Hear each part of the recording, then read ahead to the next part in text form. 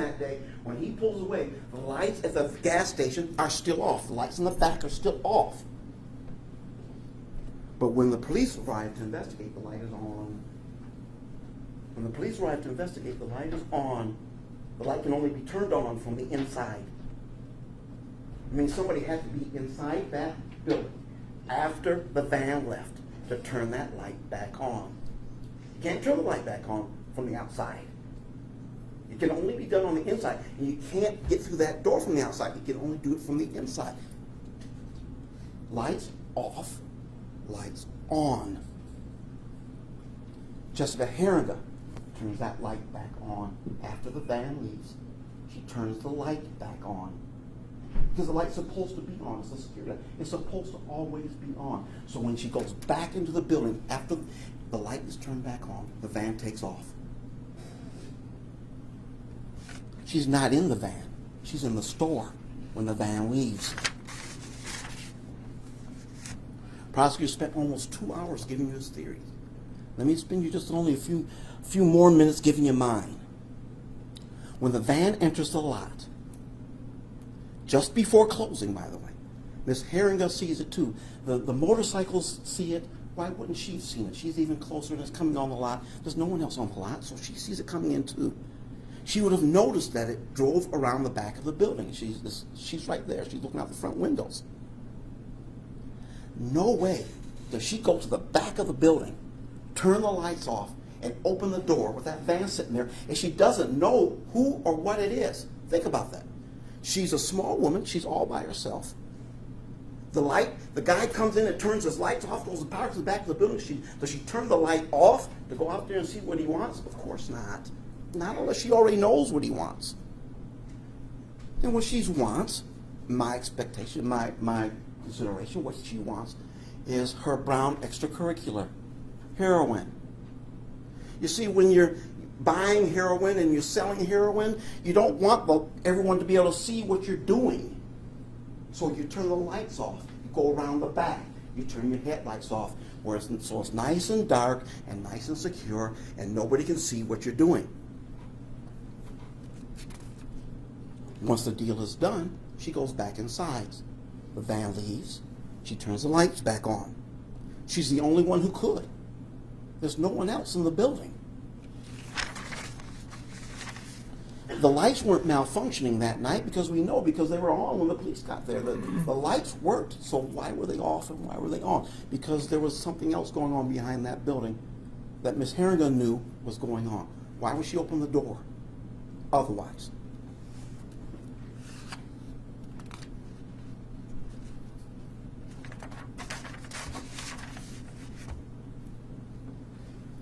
It's only when the deal is done does Miss Follett and Mr. Barber get back. Those are the two folks on the motorcycle. Remember, they go past the gas station, then they come back. But by the time they get back, the deal is done. And the reason you know that is because when they both testify, what do they say? They say, we could see the tail light, the back light of that van go up and down. From where we were, we could see the back light go up and down. If the deal weren't already done, then they would have seen that back door open. Because if you look at those photographs, the gas station, the lights are all on. It's just like what you expect. It's a convenience store. The lights are all on. If that back door had opened, they would have seen the light of the back door just like they saw the light of the trunk, that trunk go up and down. They never see the door open.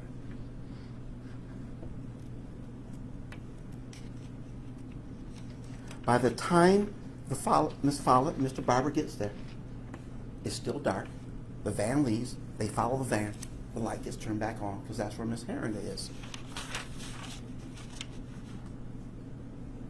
Now, after that, I don't know because the evidence isn't there. But here's what I'm guessing. Within a couple of minutes of the deal being done, somebody else shows up at the gas station out front. Miss Heeringa arrives, sees the person pull up, and someone else she's expecting, maybe a friend, maybe it's just somebody who she uses heroin with. But she goes out the front door, gets into the guy's car,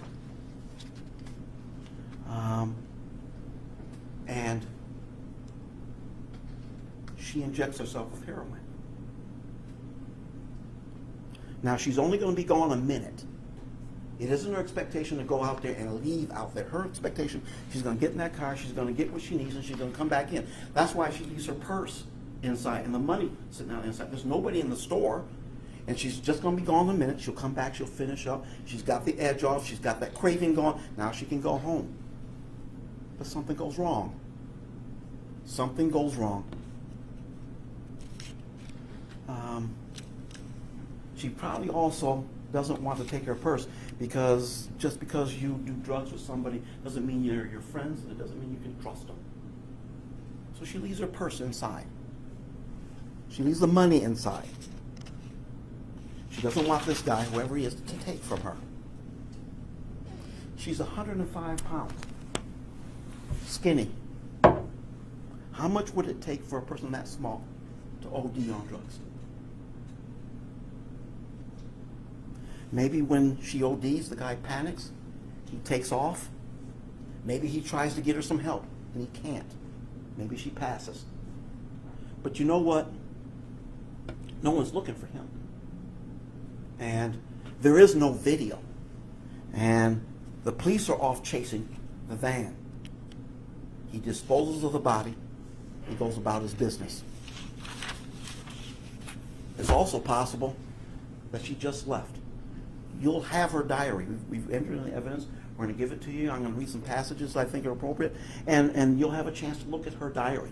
Obviously, my impression of her mental state is much different than Mr. Hilson's. I would agree with him that she loves her son. But once you read that diary, you also see that she says in her own words that she feels she's a terrible mother and that her son is better off without her. It is possible that she just walked out the front door, got in somebody's car, maybe one of the guys that Mr. Dwyer suspects her of, and she simply left. She leaves everything behind because you can trace her with everything that's in that purse. You can trace her with her ID. You can trace her with her debit cards. You can trace her with her cell phone. She doesn't want to be found. She leaves the money for the same reason. If she doesn't steal from them, why would they look for her? That's why she leaves the cash money from the store sitting right there. She wants to go. She's made the choice. She's built to the point, and now she's there. She leaves the $400 in the purse because that's her rent money. That's her last gift to her son. Her son's going to need a place to stay. That's the rent money. She knows it. She just leaves it there for him. But then she takes off. Now, there's some argument, some suggestion made that people don't drop off the grid. Remember I brought up that D.B. Cooper guy, the guy who hijacked the plane and then jumped out, and I talked about how he's never been found, and even though they would have looked for him, et cetera, et cetera. And the suggestion or answer back was, well, he had means because he got that ransom money. He got, I think, $200,000, whatever it was. He got ransom money, so he had means to disappear. He could go off to, and I suggested a desert island, and no one ever hear from him. And I suggest to you, ladies and gentlemen, he's been gone for 40-some years, but I suggest to you, if the only people that you see on a missing persons list will be rich. In other words, if you needed to have a lot of resources, a lot of money to go missing in this country, the only people you'd ever see on the list would be rich people. And I think we know that's just the opposite. That people go missing all the time in this. As sophisticated we are with all this CGI, with all this stuff we have, with this facial recognition, people go missing in this country, and people go missing all the time, every day. And it's not the rich people that are going. It's more likely someone like this, someone without means.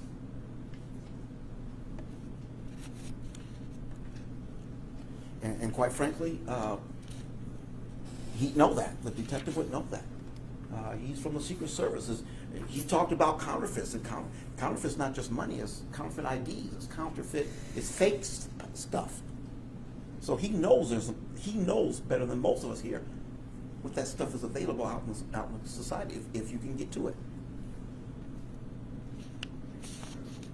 Maybe Miss Heeringa is in Texas. Maybe she's in the oil fields of North Dakota where they're paying $20 an hour for McDonald's. Maybe she's in Alaska. But the one thing that I stand on is the thing I told you from the very beginning. You don't know any more about what happened to Ms. Heeringa now than you did when this trial began.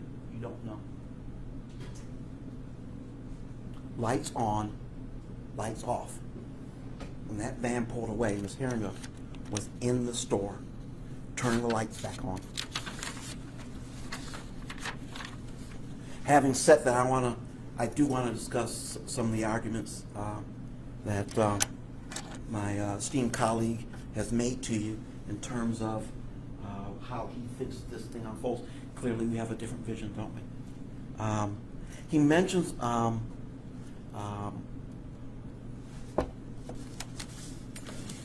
on several occasions how Dr. Rood testified. And he testified, that was the guy who came in and talked about the insulin a couple of years ago, it seems like. He came in and talked about the insulin, and he talked about this as a knockout drug. The part that he continually misses when he talks to you about that stuff is the doctor said it takes 4 or 5 minutes for that stuff to work. I said, if you remember, I asked the doctor, we're used to movies where the guy comes up and grabs the person and jabs them in the neck and they fall out. Is this kind of stuff that does that? He said, no, that's not what this is. This stuff takes 4 or 5 minutes to work. And that's if it's potent. Remember, he had testimony that you got to keep the stuff refrigerated or it loses its potency. It is not fast acting. It does not knock you out like they say on TV. If, in fact, insulin had been used, and if, in fact, the doctor's right, it takes 4 or 5 minutes, what do you think the Folletts would have found when they came? What do you think they would have heard? Somebody jabs a person in the neck or in the arm or wherever he jabs with insulin. What does she do? She screams her head off because it's not fast acting. Even if her hand is over her mouth, she's going to scream to the top of her lungs. There was never a sound reported by Ms. Follett or her husband. Never a sound. No screaming, no sounds of scuffling, no sounds of twisting. There was no sound. And that's significant.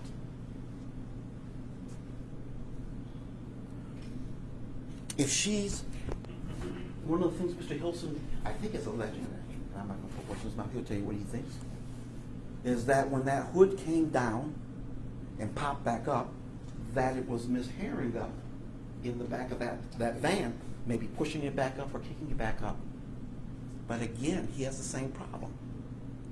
No screams, no sounds. Nobody sees anybody do anything in the back of that van. You'd expect screaming. You'd expect yelling. And there simply wasn't time.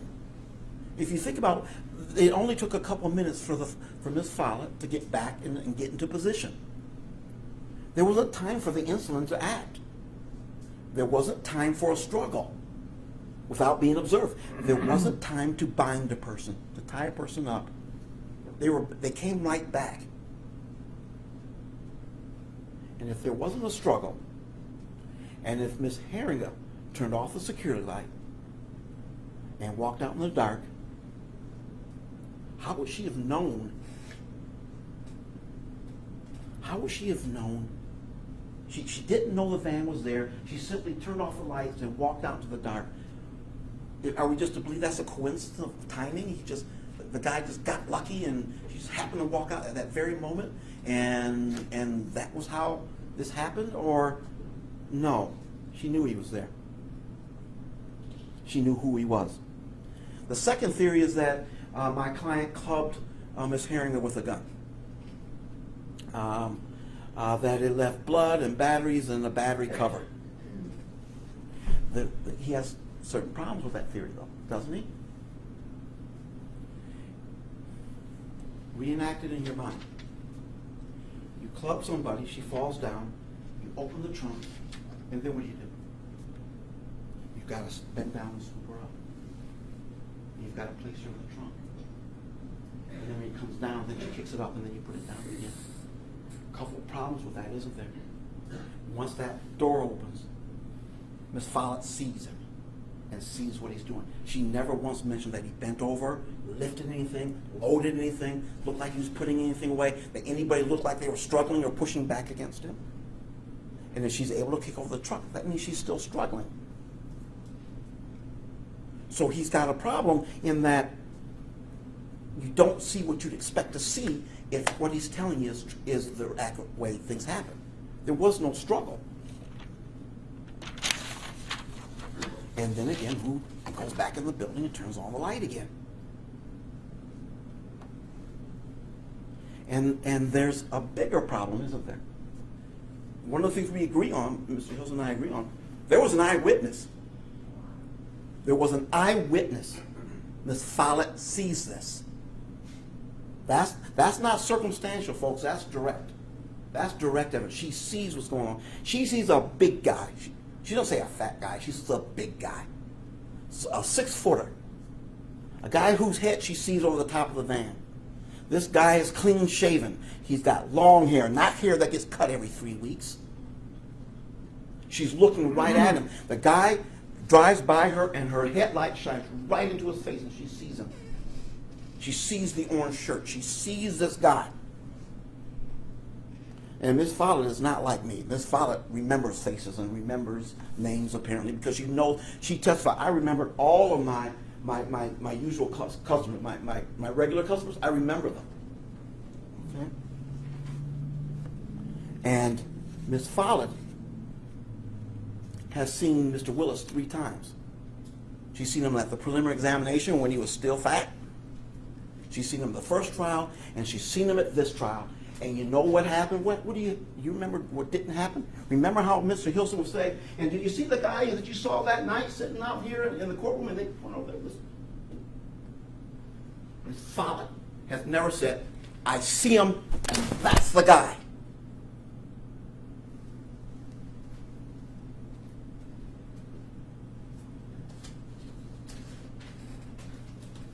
This is the guy she saw. This is the guy she saw that night. Clean shaven. And whether or not she agrees with anything else, one of the things she clearly agrees with, he parts his hair right down the middle. The next time Mr. Hilson shows you that mugshot of my client, check out where his hair is parted. Check out, you've noticed it, you've watched him in court today. This is the guy. This is the guy the eyewitness saw that night. Direct evidence.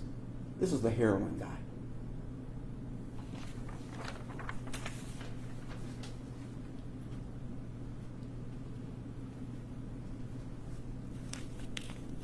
That is not Mr. Willis. Mr. Hilson says, well, look, folks, we got Miss Heeringa's blood on the concrete there. Well, yeah, it is. But how long has it been there? There's a report that she received a cut of 2 days before her disappearance. She's a heroin user. How do the detectives tell you they, right? And part of her job was to carry trash out every day. And there's stuff you can bump against. There's stuff that's scratching. How long has that blood been there? Those of you who have tried to clean blood off a shirt or off some clothing know how tough it is. Those of you who have ever tried to scrub blood off a sidewalk know how tough that stuff is. Unless there's been a lot of rain, and there's been no testimony of rain anywhere in the forecast around those times. How long has that blood been there? How do you know?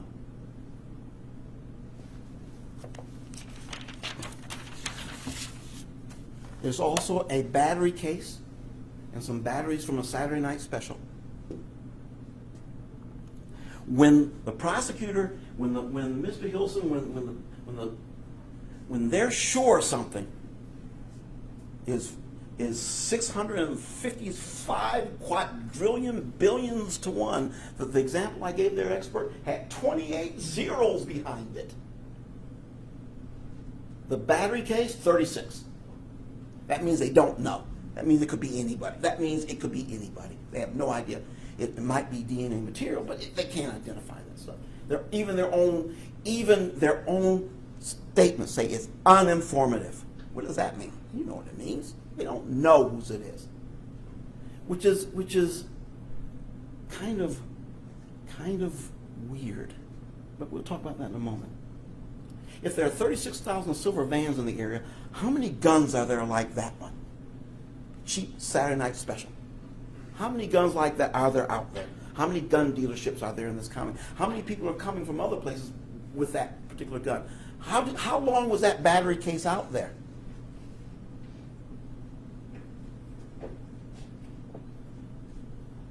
And remember Gary? Matter of fact, Mr. Hilson talked to me about Gary. Gary from Gary's Guns, the guy who talked about it takes some doing to get that battery case off there. In fact, he told you that he's lost fingernails trying. That it's in there good. It's wedged in there good.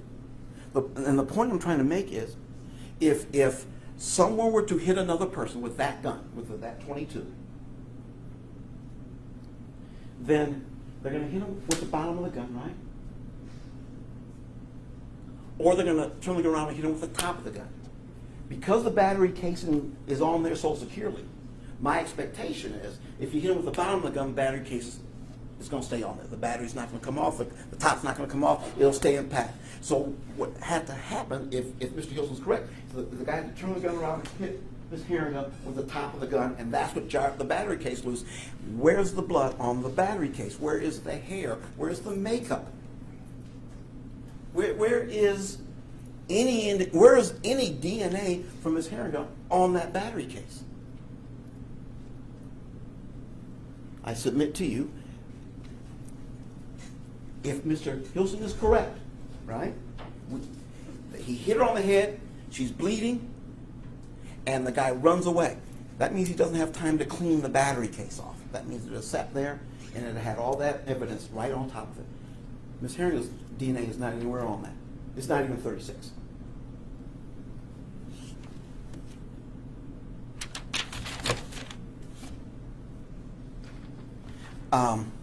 Let me do this. It's rare in a trial I get to do this, so I'm going to get a chance to do this, folks. It is rare in a trial that I get to commend the guy sitting on the other side for a decision he makes during the course of the trial. And I want to commend Mr. Hilson for his choice not to play those videos for you, the porn videos. They are disgusting. They are disgusting to most human beings. They had images. When you watch that stuff, you can never forget it. It never comes out of your head. You would have been appalled by it. All that stuff is terrible. All that it's just you would have sat there wondering, why would anybody want to see this, much less be involved in producing it? It's just terrible stuff. And I want to commend Mr. Hilson for not showing it to you. And there's other stuff. The swim videos. Now, I'm not refuting that my client took some of those videos, but by the calculation of Mr. Hilson's witness, there were 15,000 videos, swimming videos. And it makes no difference here or there. They're disgusting. You shouldn't have them anyway, either way. But the reality is, if you do the calculation, 365 for the number of days in the year, 365 into 15,000 is over 41 years. You'd have to take a swim meet video every day for 41 years in order to personally accumulate all those videos. My guess is most of them were downloaded from line. He isn't out there every night taking these videos, as might be implied by what you heard. And that, I mean 365, I mean summer vacation, I mean Christmas vacation, I mean spring vacation where there aren't any swim meets. But it's bad enough that he has them. But my guess is they come from the same place that his video collection comes from. And it too is appalling. And the voyeurism with the neighbors' kids.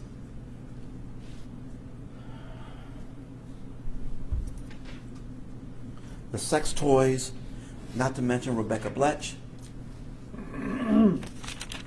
The truth is, my biggest hurdle is, how do I bring you back from all that? How do I talk to you after you've heard all about that stuff and what you've done and how he thinks of you? And that's the difficult. That was the difficult thing in writing this, and I got help. One of my interns suggested that I pose it like this: if this weren't Mr. Willis, if this wasn't somebody with all his baggage, the porn and the other stuff, if this wasn't him, if this wasn't somebody who had another conviction, if it wasn't for the bad acts, if it was just about Heeringa, would you at this point be even close to considering proof beyond a reasonable doubt that one, she's deceased, or two, that my client did it? And that's really the bottom line is he scary? Yes. Is he creepy? Yes. Are you going to invite him to dinner? Never. Are you appalled by what he does and what he likes and he's admitted he likes? Yes. But that isn't proof that he was there with Miss Heeringa that night. That isn't proof that Miss Heeringa's dead. What about the VIX file? Okay. First of all, the VIX file, what else do you know about my client? You know that he's turned on by this murder stuff. And he's got this murder list, this serial killer list, and he's got this porn, and he's got this VIX files, which he made himself. Ladies and gentlemen, please also note, and that's all fair, please also note that nothing's in the VIX file before the person went missing. Please also search your recollection. If you like this kind of stuff, if this is the kind of thing that turns you on, these are only 3 people in this type of situation over the last 5 years. It's not as if they're local, is what they are. That's what they have in common. They're local in their situation. And so he's fascinated by this stuff. He's intrigued by this stuff. He researches this stuff. He watches movies about this stuff. But that doesn't mean he's done it. He's done the stuff that they say he's done. It's a morbid,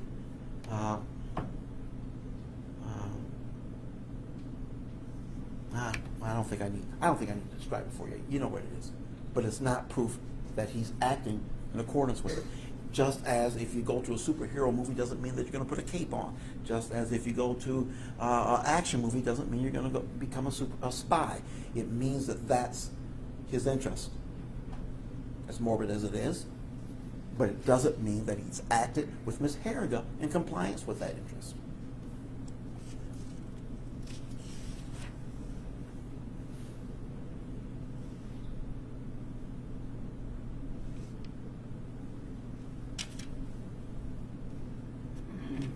Did you notice that even though Miss Bletch was killed months before, maybe even a year or so more, before they found the gun that killed her? No, strike that. I don't think that's a relevant point. My point is there are no trophies from Miss Heeringa. There's stuff you find online and there's stuff you find in the newspaper, but there are no trophies from her. And when I'm going to break a promise. One of the things I talked to you about at the beginning is I'm not going to go chasing after all these moonbeams. That I'm not going to go running down after cases that aren't before you. Miss Heeringa's before you, and that's what I would. But there's just one I can't resist, and that's Miss Shinotola.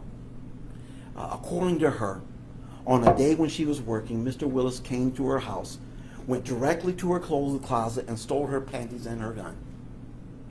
I asked her how he knew that's where those things were, and she said, because I told him. As a matter of fact, I asked him how he knew where her panties were, and she says, because I told him.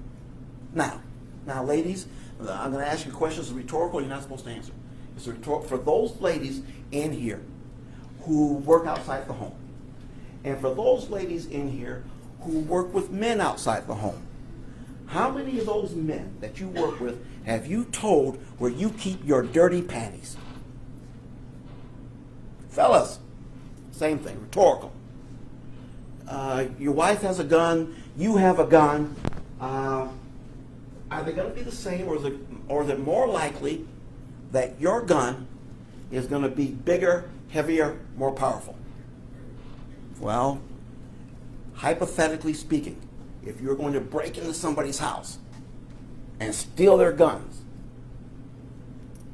and they're sitting right next to each other, and you have your Dirty Harry over here, and her lady's gun over here, which one do you think the thief is going to take? He's probably going to take them both, but he's certainly not going to take the little gun. He's going to take your big 44 Magnum, whatever it is, macho gun. Ms. Shinatola said those guns were sitting right next to each other, and he took her gun. Okay. Let's dissect this. Ms. Shinatola wants you to believe that one day when she was working, it just so happened Mr. Willis had that day off, and it just so happened there was enough snow for a snowmobile, and it just so happens that her husband wasn't home, and it just so happens that Mr. Willis knew her husband wasn't home apparently. And it just so happened that Mr. Willis has learned how not to leave tracks in the snow. In other words, when he jumps off the snowmobile to walk into her home, he's learned how to not make any tracks in the snow. And it just so happens that he's learned not how to drip water on the floor when he does this. And it just so happens that the door was unlocked and Mr. Willis knew about it, even though Mr. Willis has never been to her home, never had a social visit at her home. And it just so happens that he knew exactly where she keeps her dirty panties.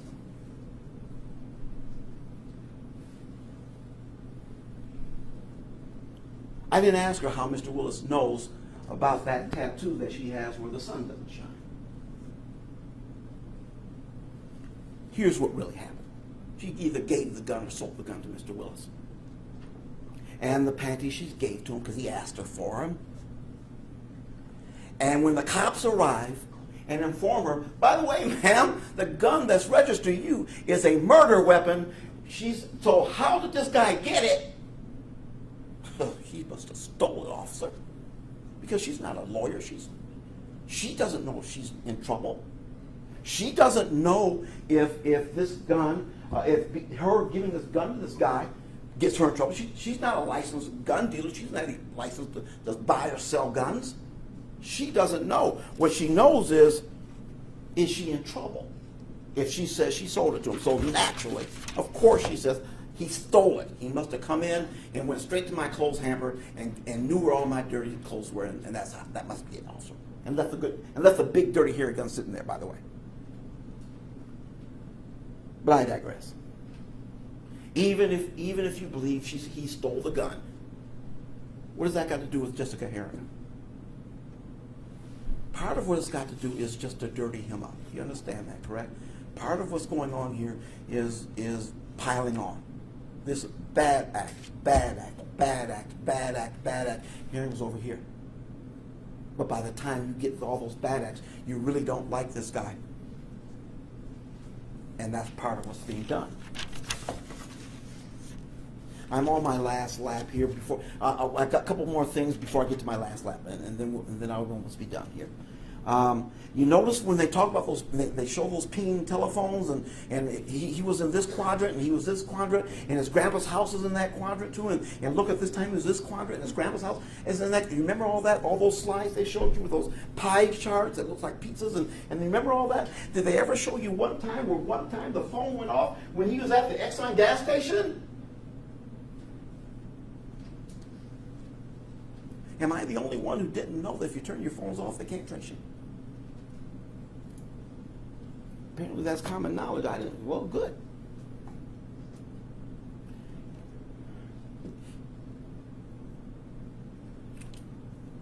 Remember the scratches from Clifford Barron? Clifford Barron said that my client has scratches on his wrists, arms, and face, and a deep gouge on his thumb. I think Mr. Hilson brought that out too. So deep, in fact, that he had to go get gauze to put over it to cover those scratches because they're just, and we asked, were they bleeding at the time? No, but they had been, he said. These were deep scratches. These were deep wounds. 11 days, I thought it was 11 days, or maybe it was 12 days later. 2 law enforcement officers arrive at Mr. Willis's home. These guys have between them 50 years of law enforcement experience. And they're looking right at him just like I'm looking at you right now. And you're telling me they didn't notice? They know what they're looking for. They knew about the van.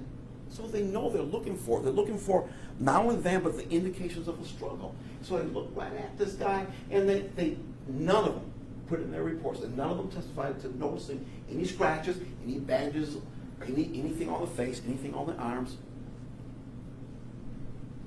And this was just 11 days later. Maybe I'm a slow healer, but it seemed to me to have some scabbing, something, even after 11 days, right? But suppose that's not enough.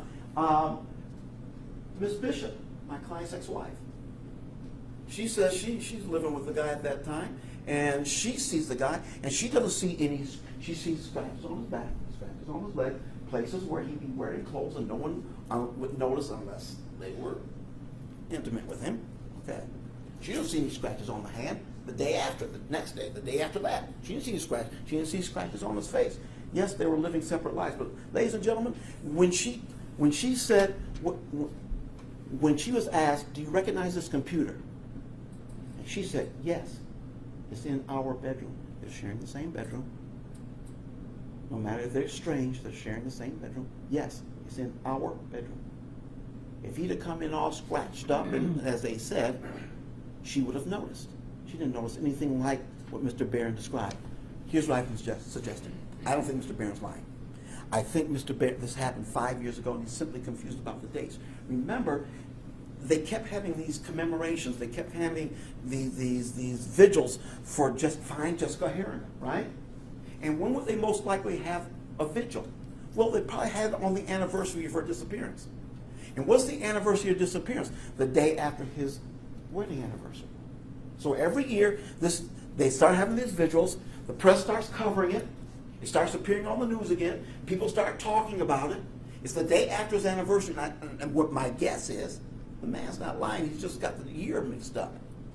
It was probably an anniversary occasion when he saw these scratches, not the day after, because his wife would have seen them and the cops would have seen them. He's not lying. He just got the dates confused.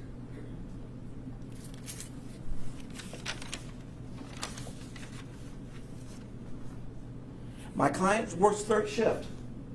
Those of you who know people work third shift notice something about them. They tend to stay up. They tend to have difficulty sleeping at night. They watch TV all night. They're on the internet all night, and even on their days off, their bodies just, especially if they don't have small kids in the house. Why would their bodies go back? They just got to go back to that third shift. And if you're on third shift, you eat at night. And when you're on third shift, you build dog houses at night. That's when you're awake. That's what your body used to. Your body becomes accustomed to it. And the last thing before the home stretch here is the incongruency of this thing, right? You notice how he's such a clumsy criminal. You notice that he's such a... He keeps the Bletch gun. He keeps the child porn. He keeps the insulin. He keeps the panties. He has DNA from half the people in Muskegon in that van. He has the sex toys. He has the van still. He lies all the time to the police. He gets busted all the time. He's such a lousy criminal. And yet, not one smidgen of DNA from Jessica Heeringa. Not one. Ladies and gentlemen, if the prosecutor is correct, Jessica Heeringa spent more time in that van than the other people he's talked about. Everybody except for Mr. Willis himself. She spent the most time in there. And if he's right, she would have had a bleeding wound when she was in there. How much DNA did they find in his van?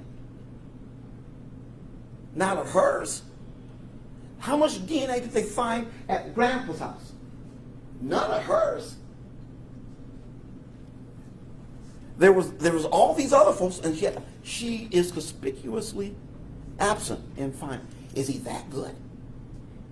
They found his porn. They found his stuff up in the rafters. They found stuff in vents. They found stuff everywhere. They found stuff all through the car, the truck. Man. Except for Jessica Heeringa, they never find anything of hers. It's just incongruent, isn't it? It just doesn't add up that someone will be that bad with all that other stuff and this good with Miss Heeringa if he'd taken Miss Heeringa. And you'll note when I finish,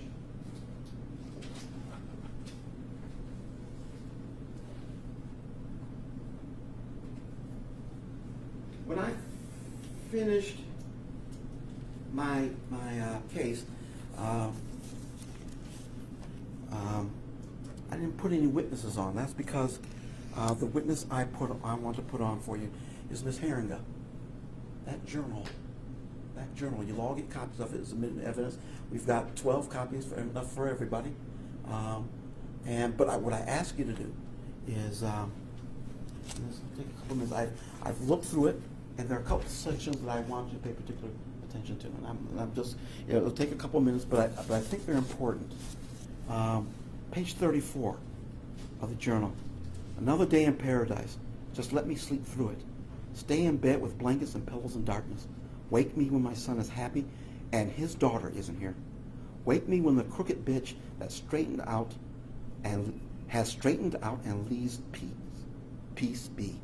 Let me sleep until pettiness of past lovers doesn't override the mourner's need for comfort. Wake me when I can communicate all the anger and craziness jumping around in my head. My dream is to sleep all day. Such an easy hope that I'll lose my simple life. Wake me when I can have an orgasm induced by someone else's hand. I want to lay in bed until the sun shines while it rains candy-coated raindrops. Wake me when I have the imagination to keep a 3-year-old entertained all day. Page 6. How does it hurt so much? How does love hurt so much? I've done many bad things, but mainly I've hurt myself. So why do I get more pain for the pain I've caused myself? Page 7. Why does it hurt so damn bad? All caps. Page 13. It's odd saying something to just piss someone off and realizing afterward that it's true. Dakota has treated me better than my family ever has. And that's not a pleasant thought. Since it's true, Dakota has never treated me well. Even with my mom, I'm still trying to forgive and forget. What kind of mother kicks out her pregnant daughter? What kind of grandma doesn't stay and hold her grandson the day he's born? I just don't understand. I don't know if I love these people. That's sad. Page 24. I don't want to do drugs anymore. And that's the only thing that makes him happy. I see him smile more in an hour that he's high than I see all day. He doesn't lift a fucking finger to help with chores. I have to fucking ask him to do something so I don't throttle his ass when he's plopped on the couch. We barely have sex anymore. He can never put shit back where he got it. I don't know how long I can handle this. Page 32. He barely knows Zevin. I just don't know what to do. I want to be nice and happy and please him, but when I do, it doesn't make a difference on how he is to me. I want to do all the things for him, but it doesn't matter. No matter what I do, he still leaves all his shit lying around. Never puts stuff back when he uses it. I have a system for everything, and he never follows it. I feel like marriage is never going to happen. Hell, he's probably saying that. He's probably staying with me because of Tess and Katie. He doesn't want Katie to say, I told you so. I'm sick of my life and this shithole house. Does he really love me? Does he think he loves me but doesn't? How can we be in love yet so vile towards each other? He makes me so angry all the time. He's so selfish and lazy. He comes home and does absolutely nothing. The only attention he gives Zev is when he's doing something wrong. Then he wonders why Zev doesn't want anything to do with him. We don't know how to communicate. I just don't know what to do. Page 31. I was ready to call it all off yesterday. Just end this whole charade we're playing. Dakota's staying with me because if we broke up, he'd have nowhere to go. He doesn't trust me, we barely have sex, and I'm always making him have a bad day. Why would a person stay with someone who's always upsetting them? If it wasn't for Zevin, I don't think we'd be together. Neither one of us is very happy. We barely spend any time together. He gets out of work and just plops his ass on the couch. Page 46. Anyway, it's been a very, very long time since I've written properly. You've been you had been in hiding in a tub in the basement. So since we last met, Dakota found out about my Brown extracurricular. I'll read that again. Dakota found out about my Brown extracurricular. I miss it. I don't want to do it anymore, but I do miss it. When Dakota found out, a few awful things happened. He broke my jewelry from my day. He pulled my hair back and was somewhat on top of me. I had to pull his hair and push him off with my feet. Worst of all, he pinned me face down into the bed with his forearm against my neck. And Zevin walked in, 3 years old, and the child has seen physical abuse.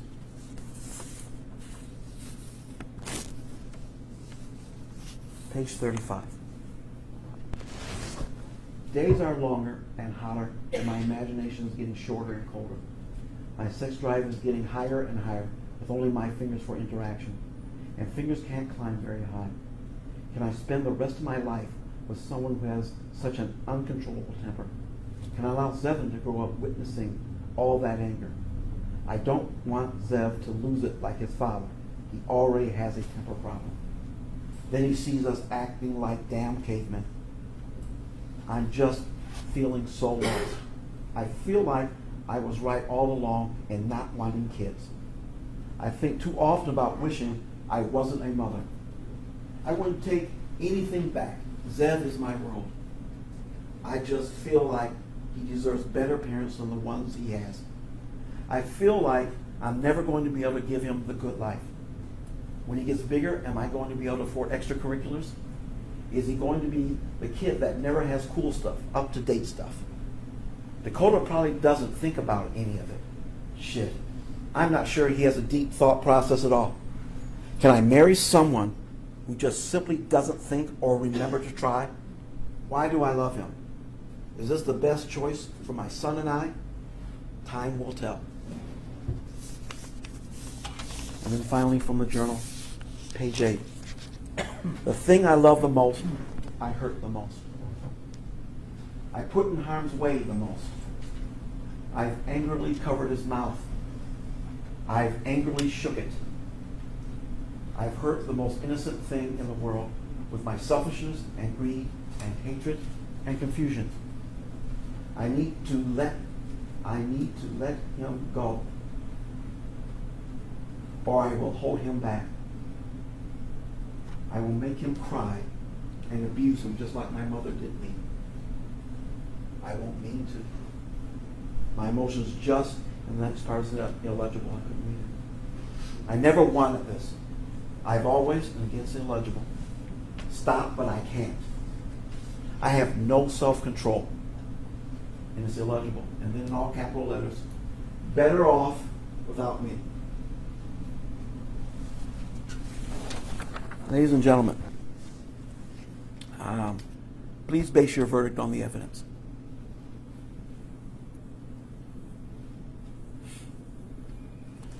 This situation reminds me of a situation, that I think is appropriate.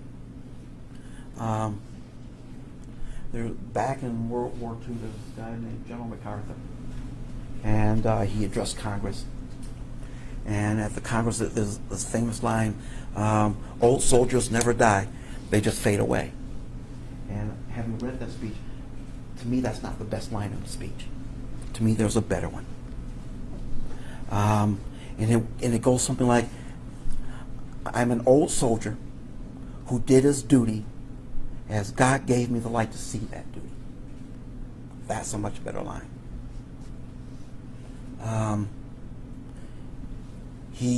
As he aged, he made one last public appearance at West Point. That's where the Army trains his officer corps. And that's what they call the Corps. When he says the Corps, he's talking about the Corps. What evidence did you get? What evidence did you get? What evidence did you get? Not if I'm scared or I'm disgusted. Not if, he's done it before, so it doesn't matter. If I I'll let Mr. Hilson speak for himself. But what evidence is there?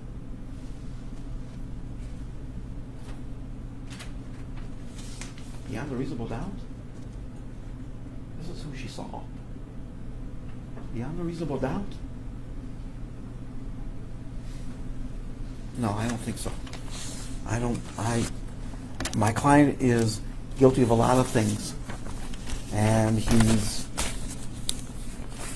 is what he is, for whatever reason. But there's no proof that he had anything to do with Miss Heeringa, or even that Miss Heeringa is deceased, from my point of view. People disappear all the time in this country. It's not conclusive, and you need conclusive. That's what beyond a reasonable doubt is. Conclusive. I suggest to you it isn't. I ask you to take a look at those documents that you have. Take a look at all the evidence, and search your heart and tummy of tummies, and do your duty. Do your duty. Do your duty. Not guilty. Thank you, ladies and gentlemen.